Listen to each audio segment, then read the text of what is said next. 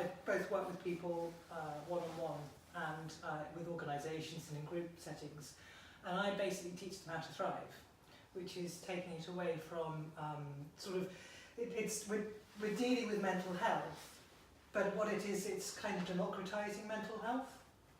So we're destigmatising it by taking away the mental health element of it. Right, okay.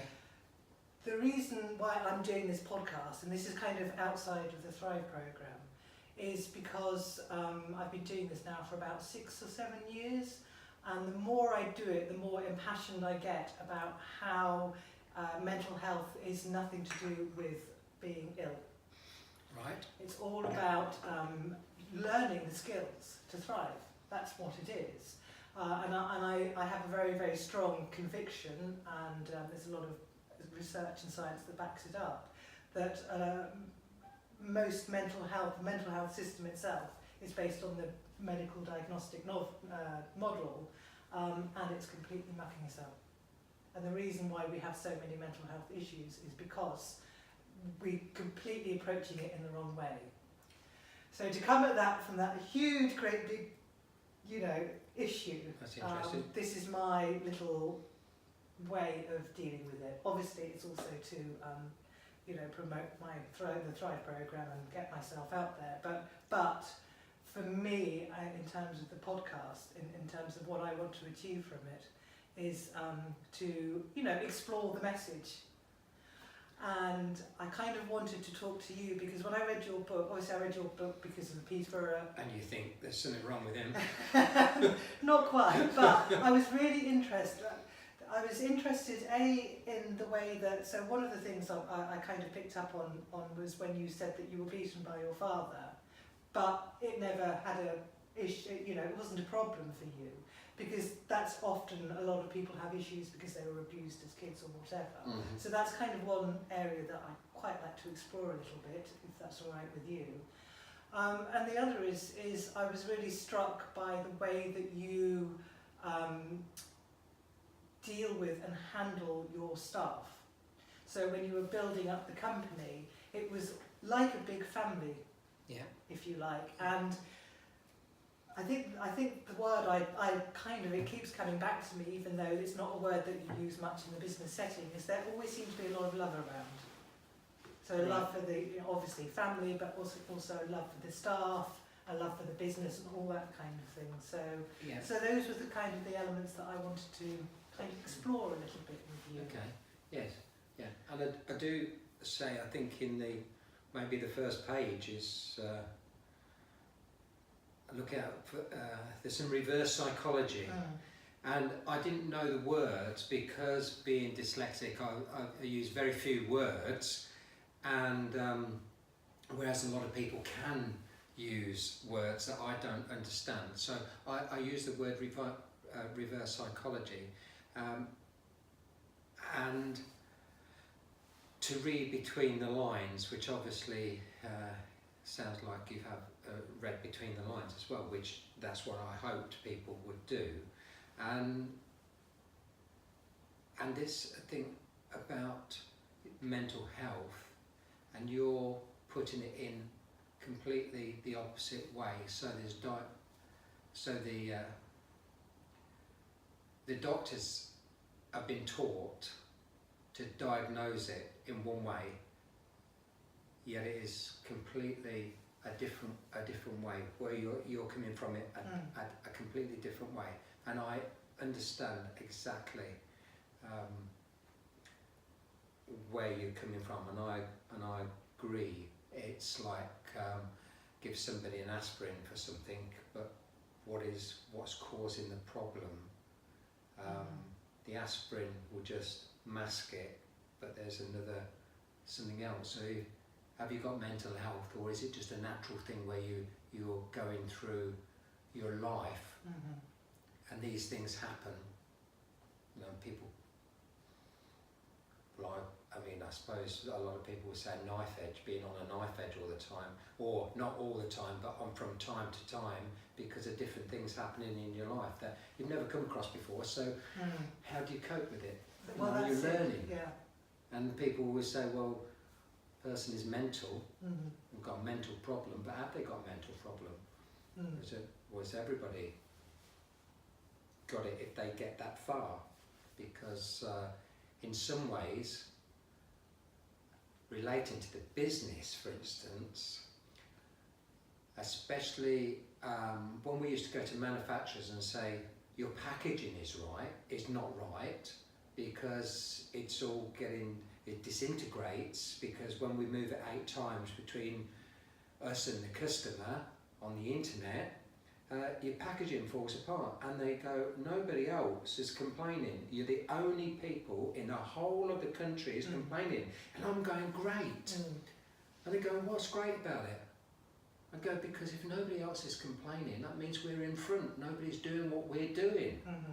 So we need to get your packaging right, because you're going to have thousands of people, when they catch up with us, all complaining about the same thing. Mm-hmm. But because nobody was complaining, I knew we was in front of the system.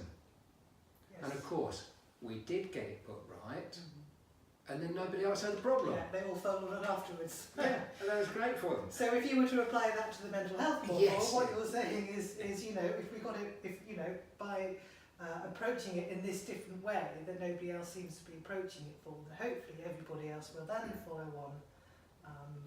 There is, I know it might be a bit controversial, and I suppose my life has been full of controversial things. Mm-hmm. When I look at something in one way, I'm not saying I'm right, I'm saying there's a possibility. So take the unbelievable crime wave of stabbings that's going on at the moment. Mm-hmm. Could be loads of things, but nobody has actually said, well, these people that are either getting stabbed or being stabbed, especially ones that are people who are doing it, this crime, what medication are all these people on? Now, if they got hold of these people Mm-hmm. and found them, and they looked at what medication they're on, is there something that runs through it that people are on a certain medication that is affecting them? Mm-hmm. Because why is there this going on? What is it, and is there something behind it as well?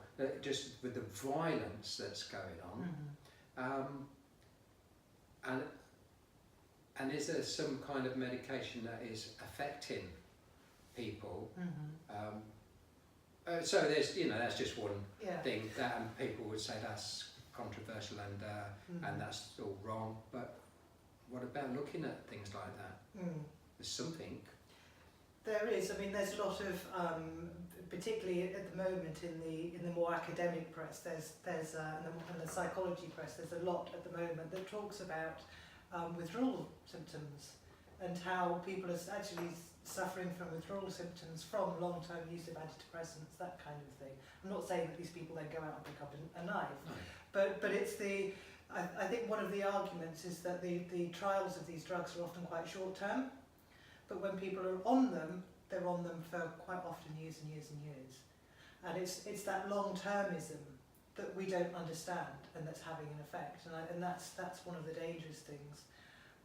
And if you look at something like Wellbrutin, which is a very common antidepressant, if you look at the side effects, one of the side effects of that particular antidepressant is suicidal thoughts.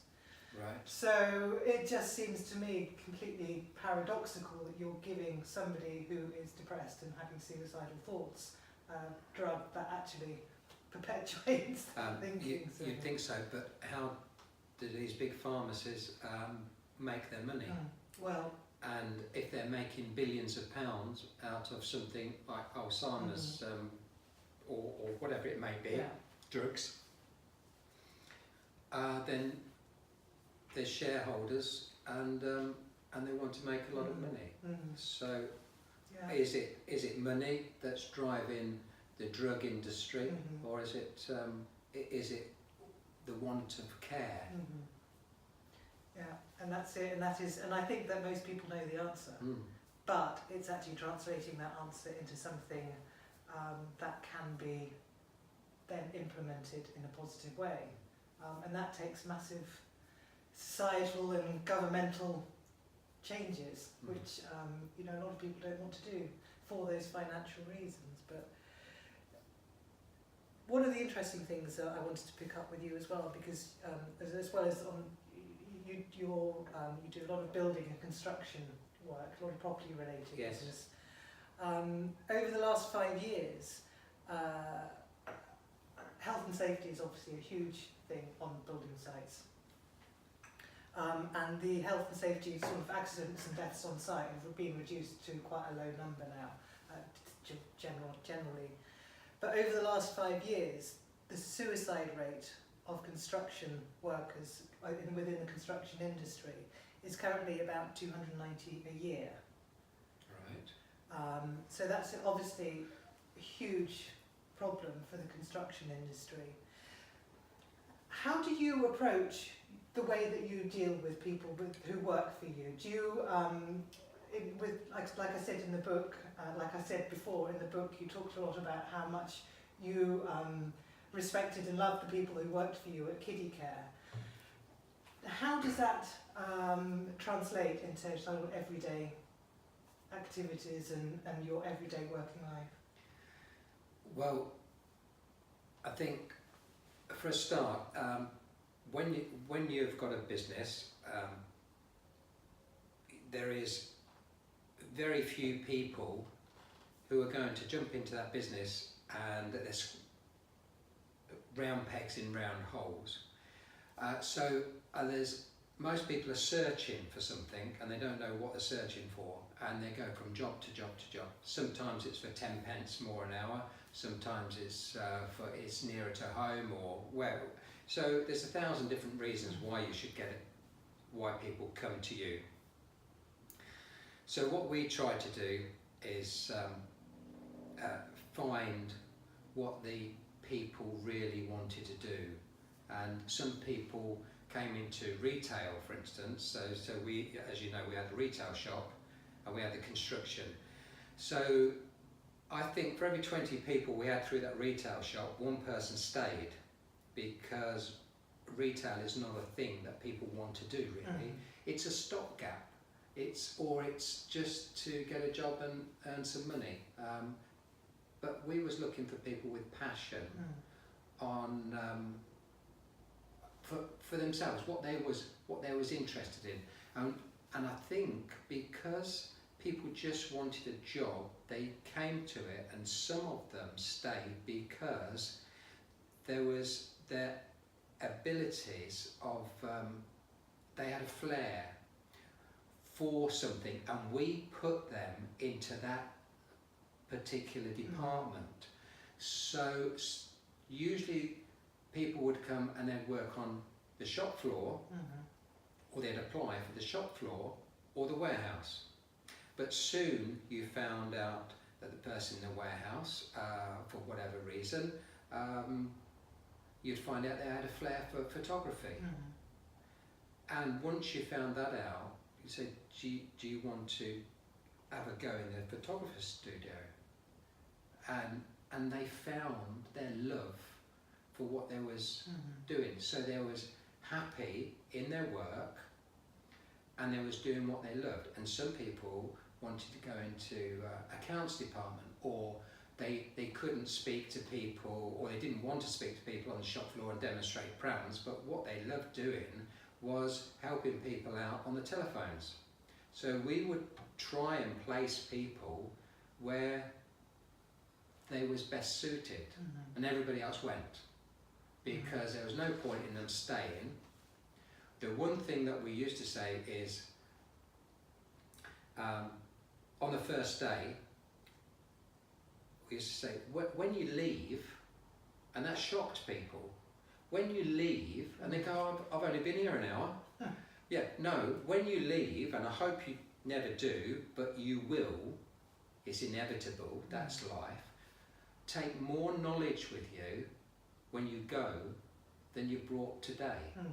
So therefore, you've made something of this job, and we've done our job. Because if you go without learning anything, then I've failed in my job.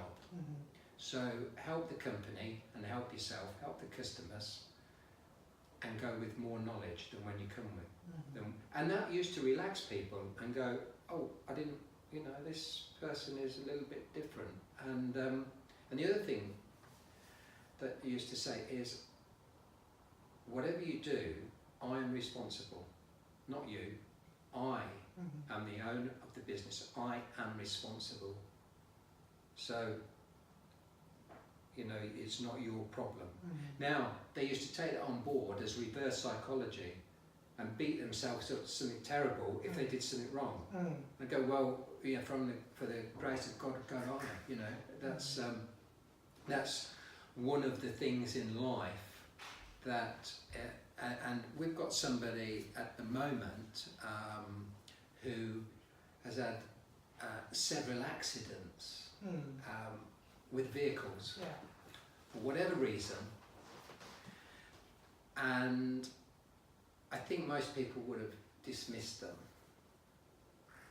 Now, this person has, I said to them yesterday, I hope you stop with me for the next 10 years, because the amount of grief you've caused me and the amount of money that you've cost me, I need you to stop with me for 10 years to kind of make up for it. And he goes, I would really, you know, love to stop with you, you know, for that. And it was like quite emotional, like I expected you to fire me.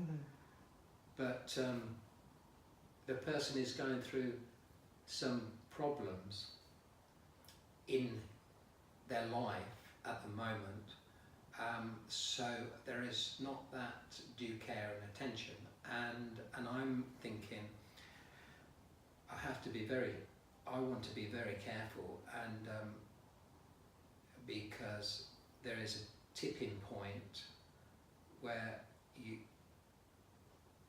need to know what's going on in somebody's life so that you don't tip them over. You know, you could end up being frustrated and shout at them and say, that's the third lorry you've wrote off, you know, and there's like on the building site, and through you're not paying attention to where the concrete blocks are or whatever, and you're running into them, and it's like you've got to be very careful, because they're going through a problem, and I've been through problems, and I think everybody has, where you're on a knife edge for whatever. There's things accumulate that you can't cope with for whatever. You've never been there before, so you don't know how to cope with it. And anyway, hopefully things will get better, and with this person. But I found when I was employed, when I left school, and I had dyslexia, and I couldn't read or write, I was good at getting jobs because of my mouth. I could talk my way in. But then, as soon as somebody found out that I couldn't read or write, then I'd either get fired or get humiliated, or I'd run. If I got humiliated, then I'd run to the next job, you know, because it's quite easy in the 60s and 70s to come out of a job in the morning and get one in the afternoon. It was quite good. But I'm writing a new book at the moment, and yesterday or the day before I was thinking about this. I was doing some writing, and I wrote that there was nobody in all of the jobs that I had who saw that I had a problem, that nobody came forward to help me. I didn't ask for help, because because you was dumb, thick, you know, whatever. There was nothing called dyslexia, so you were just thick. So, but there was nobody who said, I see you can't read, Neville, or you can't write, I will help you. nobody from the management down to the people I was working with. And I used to work in like groups of people, gangs of men, like 12, 14 people who used to work in your group, and you got your supervisor, your manager, and your under manager, and whatever, your line manager, and there was nobody there to help and say. Now, and I wrote that I think the people who were dyslexic at the time, they probably didn't know the word anyway, nobody did, hid it very, very well. They was very good at hiding it, and they couldn't help because they was like me. And then there was the people who could help, but the whole atmosphere was, well, he's thick, he's dumb. So black and white. Yeah, that's it. Yeah. But there was not a single person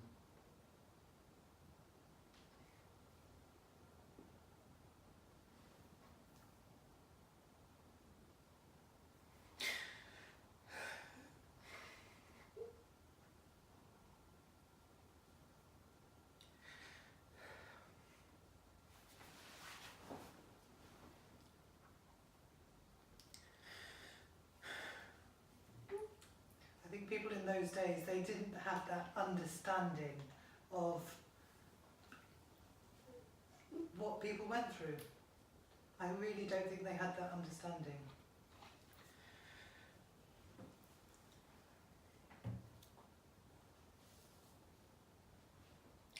no.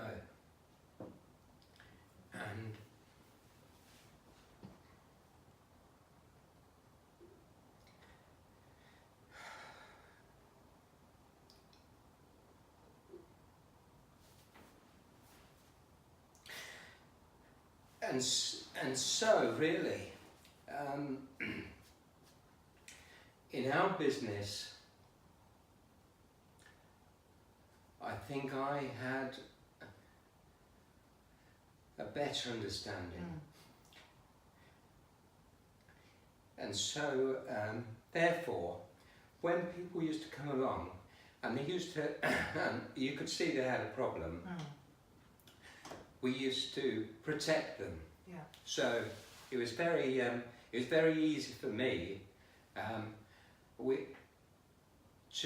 to make a system where you was protecting the people. So if they couldn't read or rhyme, or if they had another problem, you would guide them to go into a job that they could cope with. Probably they'd want to go into the restaurant, and they knew the recipe. They didn't have to read the recipe, or somebody with them, they could read the recipe out for them. And this person, if they was really good at cooking, they could cook. So they had no problem whatsoever. So you directed them into a place, and in that way they didn't have to run to another place. Now some people, you could tell they had run to us, not knowing whether we would be any different to any of the other employers that they'd had. But obviously, as soon as you found out that there was a difference with these people, you found out what they was good at, and then you took them away from a situation what there was affecting you. Now, is another thing that I will be writing about in the new book, and that is don't try to make right what's wrong. In other words, people say concentrate on what you can't do, because then you'll get better. Well, you just beat yourself up over it.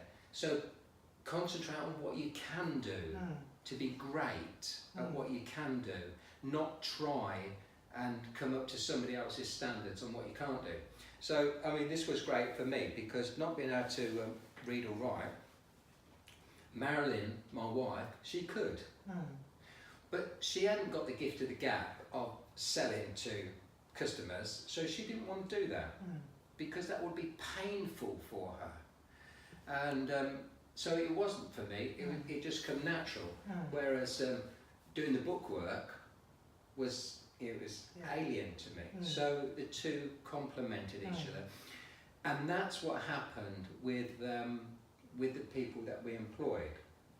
And I remember I was in the warehouse one day, and I was with a guy, and he was one of our maintenance people, and you could tell he was on call 24 hours a day, 7 days a week. He loved the job, and he'd turn his hand to anything, whatever it was.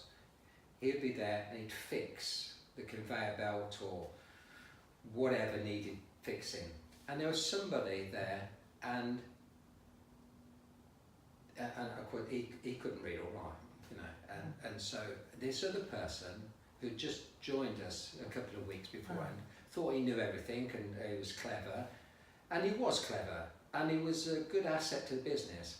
But he started taking the mickey out of this person who wasn't as he thought as good as him, and I happened to be there.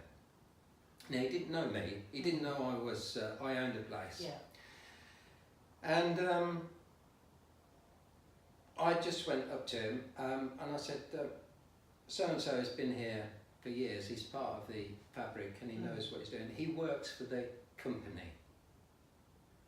I said, you've just come, and I hazard a guess you're working for your week's wages.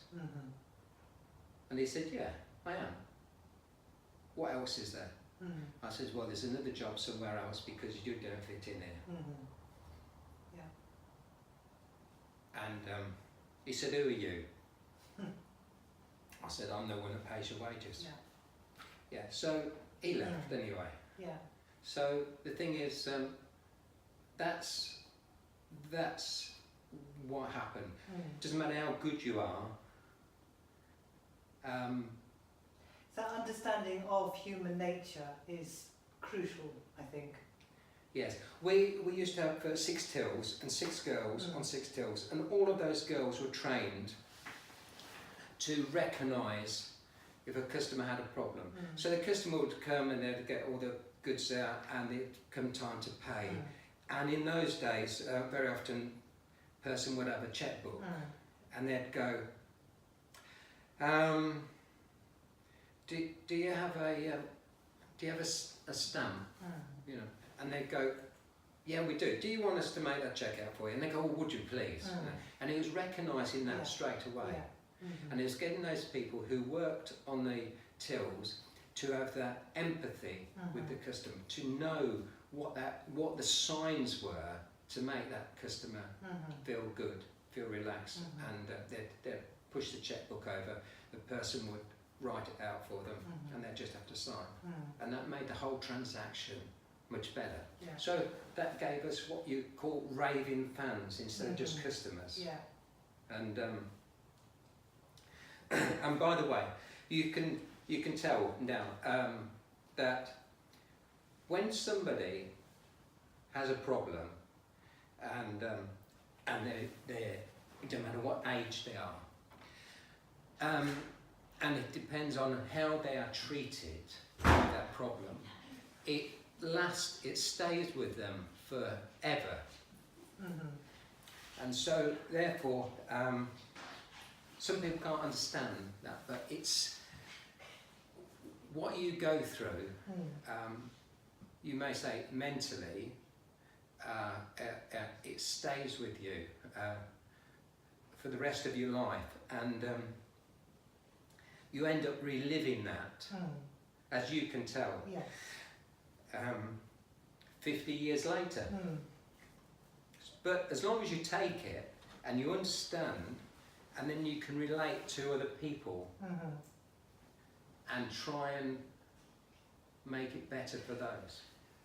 I think that's such a hugely important point that a lot of people don't, when they're talking about mental distress, is what they don't understand is that you do have to live through it and feel it in order to get through it and to get through the other side.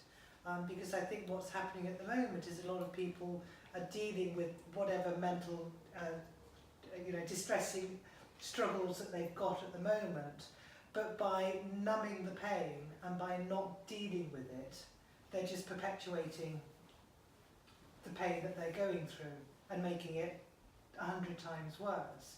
Whereas it's like anything, it's like pulling off a plaster. You've got to go through that pain to get to the other side. Any change that you make in life, any change that you make as a person, there's a pain barrier, isn't there, that you have to go through in order to grow and get through the other side. Yes. And people aren't doing that. No, I do say in the book that my book that I've had out for the last couple of years, and I do say, like going self-employed, everybody, well I say everybody, most people have this fear of being self-employed, looking after themselves, and I say it's like standing on a diving board, ready to dive into some freezing cold water. The fear is there, but once you have done it, once you've gone off that board and gone into that water, then that fear goes. Yeah. The water gets warmer. Yes, your body just acclimatises. Yeah, you get acclimatised to Yeah. it. Yeah. But there is that fear between that jump. Yeah. Yeah, and in a way as well, it's quite interesting that you use that metaphor, because I use that quite a lot in when I'm teaching people, and we always, what often happens as well is that people develop these coping mechanisms. So one of the reasons behind a lot of anxiety is that when people get anxious and they're frightened, in order to avoid going down one route, they take a completely circuitous route. Where actually, if you just, tunnel on through, then you will get to the other side, even though it's that much more difficult. Yes, I think you need somebody to explain it and somebody to be there, somebody to help you get through it, because this is what happens in life, and it's different things for different people, different. I think the older you get, the more that you can see whether somebody's stressed or not, and when to stop talking, which has always been a failure of mine. I did want to just touch, going back, I don't know what time it is, I hope we're okay for 10 minutes, but so I mentioned at the beginning, one of the things that struck me was what you said about your father, and what your father and his generation went through. And it's probably quite apt that we're talking about this now, being the beginning of November, and the centenary of the end of the First World War, end of the Great War, and how the perception of mental struggles and mental distress has changed so considerably from generation to generation. So in terms of where your father came from after was it in Japan? He was. Yes. And then how that kind of, affected you, and how and going on to the next generation and the next generation. Yes, I wondered if you had any thoughts on that. Well, I didn't know what was happening at the time. It was normal. I can stand back and look now and say, why did that happen? And why did it happen to so many people? It was the way of life then. But on the other hand, if you've been in a situation for up to 7 years of being in a situation where you're going to kill somebody, you don't know each day whether you're going to kill somebody or whether you're going to be killed, whether you're seeing your colleagues around you die, and it's like you don't know how that's affecting you mentally. But of course your children didn't know any of that because they never used to speak about the war. So it was just your father, and it was like he was a carpenter He'd been through his apprenticeship and he was a carpenter. And then one day they go, hey, you're not a carpenter anymore, you're a soldier. What? One, they didn't want to do it. And two, they hadn't got the mind frame to be a soldier. They were just forced into that situation in life, saying you've got to save your country type of thing. What does that mean? And then you've got to either, if you come up to it, you've got to kill people. For what reason? Then there's obviously, there's a lot goes into it. So one day, if there he is, happily doing his carpentry, the next day, he was on some train going up north, what they call it, square bashing, whatever, that marching, learning how to march. Not because he wanted to, because he had to. He was being forced to do it. And then being in a situation where if you don't do as you're told, the consequences are you'll probably die. So I think, and this is only after, this is like years and years after, what was he trying to do to me? Was he trying to say, you will conform, because if you don't do as I say, you will conform and you will fail? Was he interpreting that into, this is the way of life? You've got to be tough, you've got to, all you've got to do as you're told. I don't know whether it has come from being a father or come from not knowing how to cope, or come from a soldier's point of view. Do you want those blinds shut in? It's okay. Is Marilyn there with the clicker, please? Yeah. The sun's in your eyes. As soon as we shut those blinds, the clouds will come over. Yes. So it was. I didn't know what was happening at the time.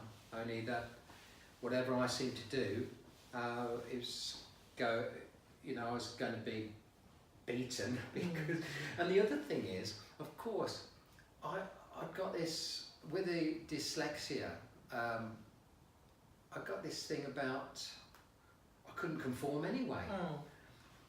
I couldn't. It's on number 1, Marilyn. Is it? Yeah. Do you want to bring them across here? I'll do it. Yeah, I couldn't find the lounge one.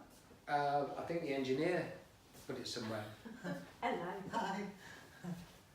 Thank you very much. You see it's going down now. Is it? Oh, is it going? Yeah, don't worry.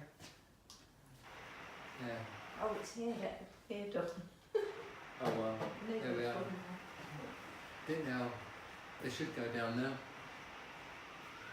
By the way, I'm just putting the blinds down. You might want to edit that. So I'm rambled on. I don't know whether I've answered the question or whether I'm halfway through. I really. That's all right. Don't worry. I don't know. I think it's interesting because I think that's a lot of the stigma comes from that generation that didn't want to talk about it. No, there was something there where there was told, there must have been told, you don't talk about it. And they didn't want to be there. And my father, he didn't talk about it much at all, but what he did say is that he resented his brother. And the reason why he resented his brother, and he never got on with his brother, throughout the rest of his life, was because there he was in the trenches in the winter and the monsoons and everybody getting whatever it was, beriberi fever, and people was being shot up, and he got some mail because he used to get mail from time to time, and he got these letters from his sister, and one of these letters, because they didn't know in England what was going on, and so therefore there wasn't the media coverage like there is now, and it said, "Hello Arthur, this is from his sister, I hope you're having a lovely time. And then he goes on to say, your brother, of course, he got out of the war because he was an engineer and he was working in a factory. Your brother has just won a medal for dancing with his wife to the Victor Sylvester band. And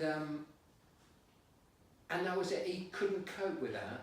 I hope you're having a lovely time in India or wherever he was. And your brother's just, and he's thinking, there I am in the trenches with mud, and people are dying around me through either disease or being shot. And there is my brother, the other side of the world, dancing. Yeah. So that didn't do him any good. And he used to say, and people used to get letters from home, and it would be from people saying things like, hello, so-and-so, your wife has gone off with somebody else. And he said, and when people used to get that kind of letter, within a few days, they'd be dead, because they wouldn't be paying attention to what was going on. They'd put their head above the parapet wall and get it shot off. And I think his discipline with me probably was psychological in himself, that if I put my head over the parapet wall, I'd get it shot off. You know, it's like that kind of thing. And of course he came home obviously with traumatised, because they used to go out, 200 or 300 people used to go out, and the battalion, and then get shot to pieces, and 50 of them come back, and they used to decamp in a place called Dyslexia, where he was at one time, and then they used to reform their regiments and go out again. And he used to say, the times we'd come back, you know, and half the regiment used to be gone. And they got this thing about Dyslexia. So in England, when I was a kid growing up, you used to go, oh, that person's Dyslexia. And it was a place. And that was an actual, you know, I never knew that. That was an actual place. He used to say, there's people walking around absolutely crazy, because one of the things they couldn't get was all these people being killed, and they were just ordinary people. They wasn't trained as soldiers. And he said one of the things that kept them alive was the people back home. You know, the nice letters, the family that got back home. If something went wrong there in that family, then the chances are they wouldn't come back home. If it was okay in that family, and it was strong, and they was waiting for them, then they would come back home. Gives you the strength to put up with an awful lot. So and that's what it's like in business. And that's what it's like. This is why you get some people, they stay with you for 20 years in business, working for you, working with you. They don't really work for you, they work for themselves. Everybody works for themselves. They were working with you. They would just happen to be, you know, you cross paths and it suited them to be with you. And that's what happens. And if you look out for each other, then I talk about in in my book that's out at the moment about the emotional bank account that everybody has. And I talk about some people who their emotional bank account with me as the owner of the company was overflowing, and so whatever request they had, I couldn't refuse them because their emotional bank account, they would do anything for you. They would look after your business as best they could, you know, in your interest. Whereas some people would always be overdrawn with their emotional bank account and want more. Yeah. And so you couldn't give them it because it's the universal law. It is. You'll get what you give. And yeah, it's quite interesting, isn't it? There's I was reading somewhere that when NASA, the space agency, actually looks for employees, for people to work with them, they actually would much rather have people who failed at things and had flaws in life rather than those who came up with perfect scores every time, because it's only by having those flaws and those failures that you actually grow and become a stronger person. well, And we're all flawed. yeah. So just one question to finish off on. What is the one thing that you do to keep yourself mentally strong? Or the main thing? I don't know whether there's one thing or it's just a series of things, but you've got to be persistent. You've got to have things in life. You've got to be needed. You've got to be wanted. I do believe, because I think people die too young because they haven't got a purpose, they haven't got a focus, they haven't got they're not persistent. I'm not saying you shouldn't, you know. I feel that if you haven't got a purpose in life, if you're not helping, if you've not got people around you that care, and if you're not persistent, you've got to work at being persistent. You've got to make yourself be interested, want to do things, and want to be, have and do, and it's so easy to get into a lethargic way. So I don't think there's one thing. I think there's one thing, like, okay, I'll do a certain thing for 10 minutes a day, or 20 minutes a day, and another thing for 20 minutes a day, and another thing for 20 minutes a day. Whatever it is, whatever suits you.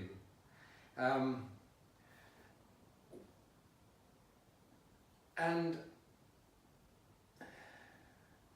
I think you've got to be progressing. You've got to have goals. You've got to have reasons.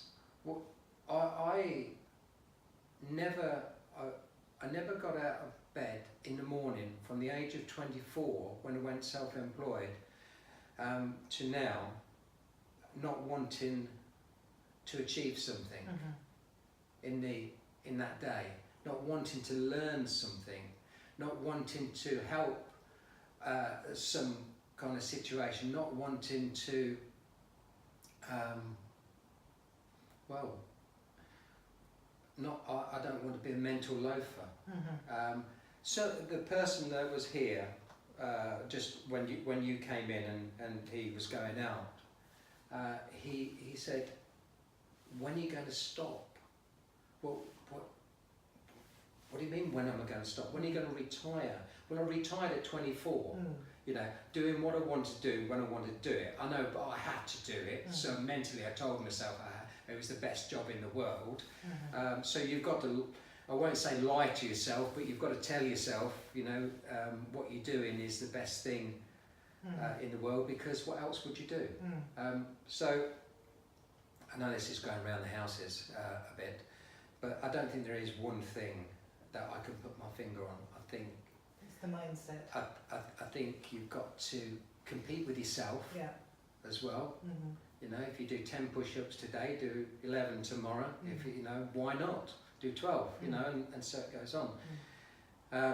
You're not always going to get where you want to be straight away, but I think you've just got to open your eyes. My father-in-law used to say, I said, there's one thing, you know, you could I could take away, because I interviewed him for the book. If there's one thing you could take away with your wife, and he said, open your eyes. Open your eye. You know, be aware. Be aware of things. Don't be blinkered. Don't have a mind that is so enclosed that you are right. Because Socrates said, I think, I know I'm intelligent because I know nothing. You know, it's that kind of thing that we all think we know it all, but we don't. We know nothing. You know. I think whatever we do, the more we learn, the more we realise we have to. Yeah. So, you know, I think it's a series of things. And Neville Wright, it's been emotional. yeah, sorry about that. That's fine. Thank you very much for giving me the time. All right. Thank you very much. Yeah, I hope it helps. Thank you. Yeah, I didn't expect that. Well, no, not makes it real though. You all right for that to be? Life is what it is, isn't it? Because the thing is,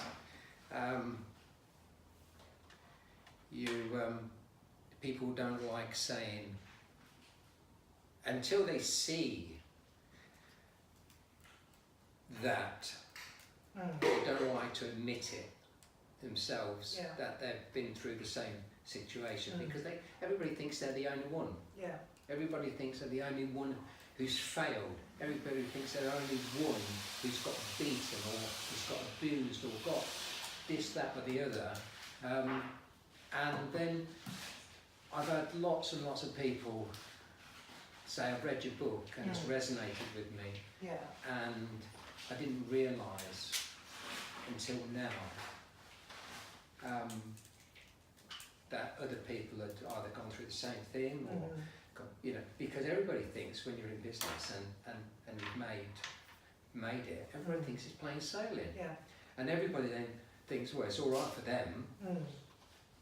And you get, if I had your money, I could do what you, no, you couldn't, because you haven't been through it. You need to go through it and understand and have that pain and the hardship and cry and be on that knife edge ready to do yourself in and all that kind of stuff. So it's never easy. It's never going to be easy, and that's why not everybody does it. Because as you were saying earlier, it's actually sometimes easier to sit on the sofa and give up almost. I mean, I'm saying all the time, don't go to your grave with your songs left in you. This is why I will do things like this, because it's going to help somebody, and it probably and if it stops one person from feeling suicidal, because they go, oh, actually, that's the same shit as I've got at the moment. So it's like and that's why it's so dangerous that it gets kind of medicalised all the time, because then what happens is that people it becomes something outside of you, and if it's outside of you, you can't control it, so you won't put the effort in to change it. No. The minute it becomes something that you're doing, that you understand that you're doing to yourself, you can actually do something about it. And once you've got that, that's a really powerful thing to take away, actually. One of the things that I found that got us through an awful lot. I should have left this running, actually. I should have let this running, but carry on. But one of the things, I mean, because you start to think of things and you remember stuff, and I think both of us have been through a lot of problems, and you could easily give up, and it was so easy to give up and run away and get over whatever it is you're trying to get over. But one thing that stopped us from running away is the amount of staff we have. Because we could have run away and then started again. And but they couldn't, because they didn't want that life. Very often they could see the life that we'd got. People who was working with us could see the life that we'd got, and they said, I don't want to do that, but I'm really glad that you do it, because it means that we've got a job. But and they would put so much into the emotional bank account. Lots and lots of them who worked for us and put so much into the emotional bank account, but they didn't want that responsibility. They didn't want that fear all the time of, will we survive this week? Because when you put the key in the door on the last shop we had, it was £9,000 that we'd got to earn in profit that day before we broke even. That's a big stress. Huge. That's a big stress. And you've got 100 people there. You know, and it's like, and you wanted to commit suicide and end it all, or whatever it may have been, but you couldn't because you've got 100 people there. What would they do? So anyway, that surprised me. I got emotional on that. I didn't expect that at all. And but that's good. That's fine. So yes, it's interesting. But one does create emotions. It's an interesting thing. The thing about emotions, is there's a lot of misunderstanding, because people think you bottle up emotions, but actually you don't. No, There's nowhere in your body that you store any emotions. What happens is you create, you create the emotions in the moment. So, talking about things that are meaningful to you, you're obviously going to create the emotions, because you're bringing it to the forefront of your mind. So you're creating emotion. Basically. I thought I'd got over it because I think I said in the last couple of pages of my book. By the way, we didn't advertise my book, did we? Oh, it will go on the show. Tell you what, I'll do a little precursor anyway. But don't worry, it will be there. I just want it to get out to as many people as possible, because it can help so many people. But I think it says in my book about talking, and I'm not very good at talking. That's what I say. I'm not very good at talking in public, because it brings back the emotional part, and I should talk in the third person. But I don't talk in the third person. I talk about what we've done ourselves, and that was a bit heavy. I tried to make light, because most of the time I try to make light of our life in business, and it has been quite light, really. It's been quite interesting.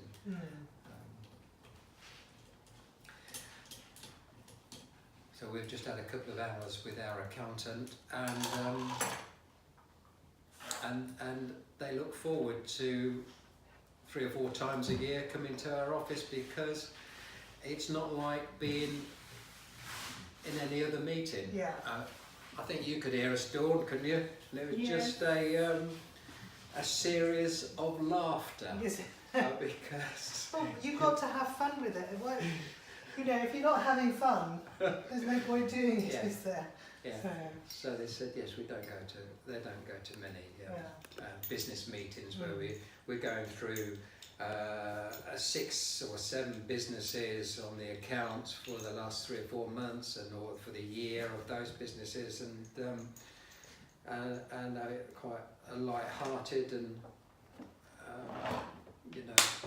millions and millions of pounds. But there's there's always times between you've seen the accountant and things that has happened in Yeah. business Mm. that's been quite funny, Yeah. and we tend to catch up on the funny things as well as the serious stuff. Yes. So where have you got to go now? I'm back to Ufford now, so just Oh right. yeah.